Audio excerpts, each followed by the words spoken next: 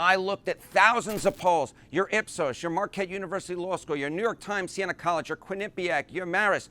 You say it, you name it, I looked at it, looking for Trump's biggest midterm red flag, and folks, I think I've actually found it. Now, let me set the stage for you and how I found it. Why don't we just talk about Donald Trump's popularity right now? It has absolutely plummeted over the course of his second term. Trump's net approval rating, you go back to the beginning of his second term, look at this. He was on the plus side of the ledger, plus 6 points. When you can put it on your hands, you know that it means something. Plus 6 points on the positive side of the ledger. But look at how far down he has plummeted, right down into the Hudson River here in New York City. Look at this. He's 28 points underwater. That is a shift of over 30 points to the red side of the ledger.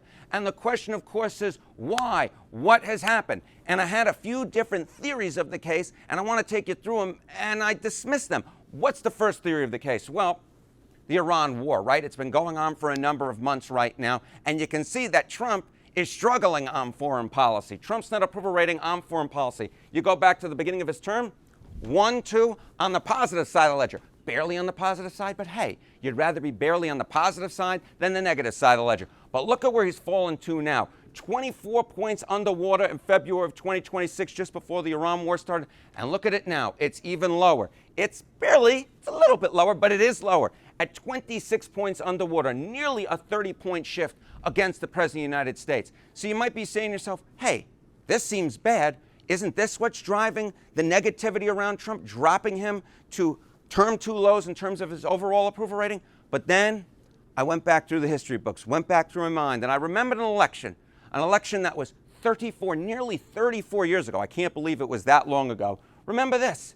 Remember when President Bush, George H.W. Bush, for the youngsters out there was actually a President Bush before George W. Bush, George H.W. Bush's father, he won a war, for goodness sake. They won the first Gulf War against Iraq, and his foreign policy approval rating, his net approval rating, was on the positive side of the ledger. Look at this. Going into that 92 election, plus 17 points. They beloved him. He was beloved. He was loved on foreign policy by the American public.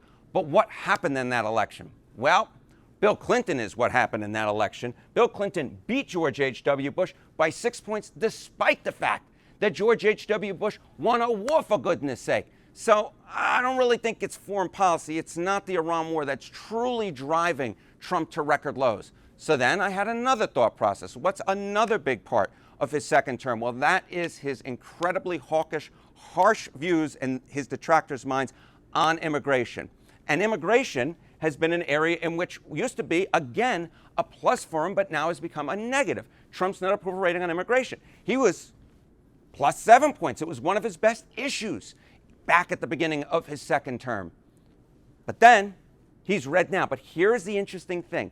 At the height of that Minneapolis, all those agents going, federal agents going into Minneapolis, he fell to a term 2 low at minus 17 points. But look at what's happened. Despite the fact that his overall approval rating continues to decline, his immigration approval has actually rebounded a little bit. It's now at minus 14 points. So when you look at this, you say, okay, his overall approval rating's falling, but his immigration approval rating is actually climbing a little bit. It's probably not that either. And then I had it. I had the moment where I go, oh, it's so simple. It's so simple. So Trump's biggest red flag, look at this. It was an issue on which he beat Kamala Harris by 7 points back in the 2024 election in terms of who is most trusted. And now, well, wait a minute. Minus XX points. Boy, this is quite the mystery for me. I think I need something to refresh me. Very nice. Warming me right back up. What is the biggest red flag? What is it? Folks, it's what I thought it was all along. It's so obvious, so simple. How did I not see it right from the start? It's inflation. Of course it's inflation. It's prices. It's the number one issue. Look at this. He went from being trusted more on the issue by 7 points by Kamala Harris. Now he's 51 points underwater. That is a nearly 60-point switcheroo. It's a mind-blowing switcheroo. The issue that got him elected, and now he's 51 points underwater. This is the biggest red flag by far for the President of the United States. And he's losing it even amongst his own base. And I think his own base, the 2024 Trump voters, they tell the story. Look at this. Look at this. Okay, Trump's net approval rating among his own 2024 voters. Look at this. On the border, he's at plus 76 points in terms of his net approval rating. Still very, very popular. On foreign policy, which we mentioned earlier on, he's still very, very popular at plus 50 points. But look at what's happened. This is his own voters. These are the people who voted for him back in 2024. He's now, get this, he's 4 points on the board. He's on the negative side of the ledger on the issue that got him reelected back in 2024 amongst his own voters. His own voters. This, to me, is a huge, this is why I say it's the biggest red flag possible. Now, put it in a historic context. Look at this. Look at this. Okay, president's net approval on inflation. The 8 worst polls of all time, ever.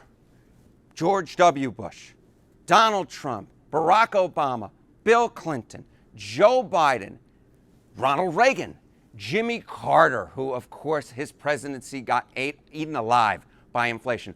But the 8 worst polls ever, they all belong to one man, Donald John Trump, the current occupant of the White House. They all belong to him, and they have all occurred in the last 2 months. This is the reason why Trump's approval rating is falling to term 2 lows. This is why. It's inflation. It is the biggest red flag by far. And more than that, look at this. Look at all the groups. Now, the font here is really, really small. But take a look at this. Trump's net approval rating on inflation. Fox tested this. Fox News tested this. It was negative. That is all the red in 44 out of 45, all but one group that Fox actually broke down. It was negative. This is all the red. Rural minus 43, independents minus 671, age 65 and older minus 35, Trump voters minus 4, under $50,000 income minus 58, suburban minus 54, women minus 55, men minus 47. All of these groups are negative. There is just one group which you might not be able to see. It's right here. It's right here. Look at this. In your green, I'm circling it in green, very conservative voters. That is the only group, and I know you can't see it, it's plus 16 points. Even amongst very conservative voters, where he is on the positive side of the ledger, a group that supported him overwhelmingly. This is the right of the right. He is just at plus 16 points on that issue. But overall, minus negative approval ratings on inflation in 44 out of 45 groups tested. Now, if you're a Republican in Congress, you should be running for the hills given this data. Why is that? Because if I'm looking at thousands of polls every single day, you know who's looking at millions upon millions of polls? Democratic operatives. And they're seeing in the private data what I'm seeing in the public data. That is the anger against the top of the top in our government. The President of the United States is funneling its way down ballot to Republicans at large. Take a look here. Trust which party more on inflation? Now, Democrats are more trusted by 8 points. What a switcheroo from the last midterm cycle in which Republicans were more trusted by, get this, 19 points. An over 20-point switch against Team Red towards Team Blue. And independents, get this, an even larger switcheroo, going from trusting Republicans more by 30 points to now trusting Democrats more by 20 points. My goodness gracious, we're talking about a 50-point switcheroo. And this Democratic lead for an election cycle is historic. Because again, I'm looking at thousands of polls every single day. The last time going into an election cycle, Democrats were more trusted in inflation. You have to go all the way back to 1900.